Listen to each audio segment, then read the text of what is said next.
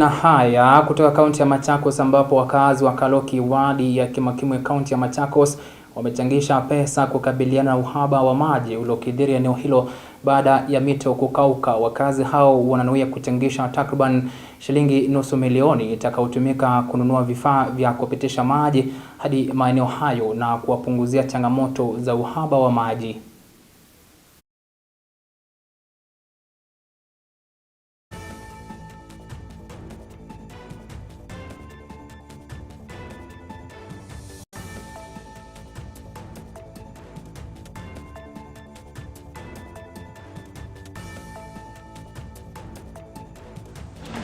Wanawake wanalala kwa mto, wanauacha mabwana zao kwa kitanda.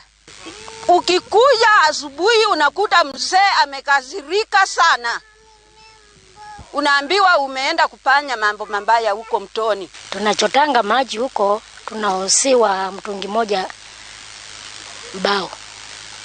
Na tunashinda huko, tumeenda tumekuta nini line huko. The rent I get from them goes to water. And it's not yet enough. They have got to use it sparingly. I just give them 20 liters at 10 shillings.